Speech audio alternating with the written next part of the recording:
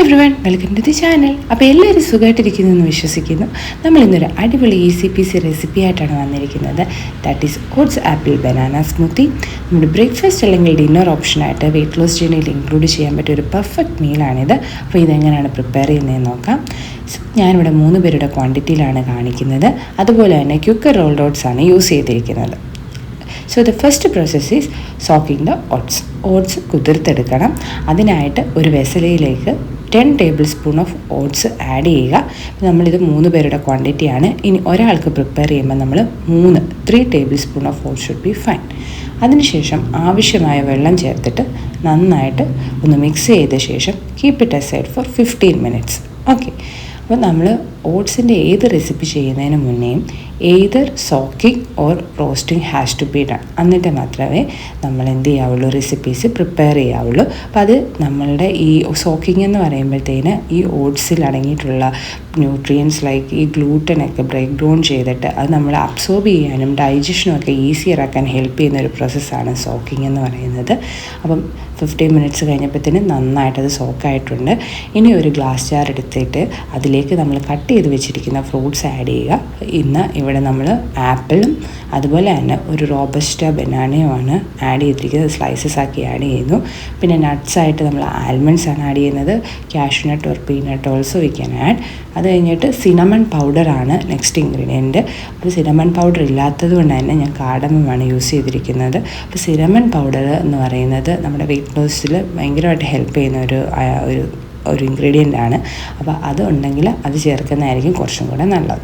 അതിനുശേഷം ഞാൻ flax seeds ആണ് ആഡ് ചെയ്യുന്നത്. എഗെയിൻ ഇവിടെ ഫ്ലാക്സ് സീഡിന് പകരം നമുക്ക് ഈ സീഡ്സിൻ്റെ മിക്സ്ചർ അവൈലബിൾ ആണ്. ഈ സൺഫ്ലവർ സീഡൊക്കെ വെച്ച് പംകിൻ സീഡ്, അപ്പോൾ അതിൻ്റെ മിക്സ്ചർ ഉണ്ടെങ്കിൽ അതൊരു ടേബിൾ സ്പൂൺ ആഡ് ചെയ്താലും മതിയാകും. അതിനുശേഷം നമ്മൾ കുതിർത്ത് വെച്ചിരിക്കുന്ന ഓട്സ് ഇതിലേക്ക് ആഡ് ചെയ്യുക. എഗെയിൻ ഈ ഡൈജഷൻ ഇഷ്യൂസ് ചിലരിലൊക്കെ നമ്മൾ കണ്ടിട്ടുണ്ട് ഓട്സ് കൺസ്യൂം ചെയ്യുമ്പോഴത്തേന്. അങ്ങനെയുള്ളവർക്ക് ഇറ്റ് ഈസ് അഡ്വൈസബിൾ നമ്മൾ ഒരു 15 മിനിറ്റ്സിന് പകരം 1 hour to 1.5 hour സോക്ക് ചെയ്യുകയാണെങ്കിൽ ആ ഇഷ്യൂസൊക്കെ നമുക്ക് അവോയ്ഡ് ചെയ്യാനായിട്ട് കഴിയും.